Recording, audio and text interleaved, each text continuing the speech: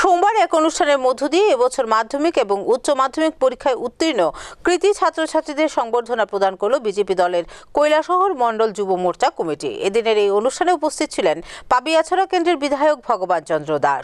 ভারতীয় জনতা পার্টির কৈলাসহর মণ্ডল যুব মোর্চার উদ্যোগে সোমবার ঊনকোটি কলাক্ষেত্রে এক অনুষ্ঠানের মধ্য দিয়ে এবছর মাধ্যমিক ও উচ্চ মাধ্যমিক পরীক্ষায় উত্তীর্ণ কৃতী ছাত্রছাত্রীদের সংবর্ধনা দেওয়া হয়।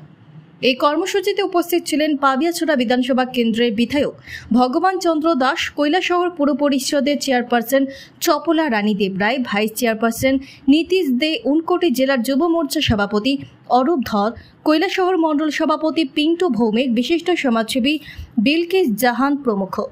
অনুষ্ঠানে কৈলাসহর বিভিন্ন স্কুলের ব্যাপক অংশে ছাত্রছাত্রীদের উপস্থিতিতে কৃতীদের সংবর্ধনা জানান অতিথিরা। এদিন আলোচনা করতে গিয়ে বিধায়ক ভগবান চন্দ্র দাস বলেন, ছাত্রছাত্রীরা আগামী দিনের ভবিষ্যৎ। পাশাপাশি তিনি অনুষ্ঠান থেকে ছাত্রছাত্রীদের উজ্জ্বল ভবিষ্যৎ কামনা করেন। যারা মাধ্যমিক এবং উচ্চ মাধ্যমিকে পড়াশোনা করছে, যে বয়সে রয়েছে, সবাই কিন্তু আগামী দিনের সমাজের ভবিষ্যৎ, এই রাজ্যের ভবিষ্যৎ এবং দেশের ভবিষ্যৎ। তো স্বাভাবিক কারণেই আমাদের যুব মোর্চার মধ্যে সেই অনুভূতি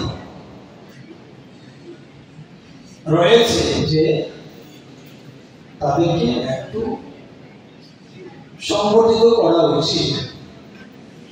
সারা রাজ্যেই সেটা করা হয়েছে।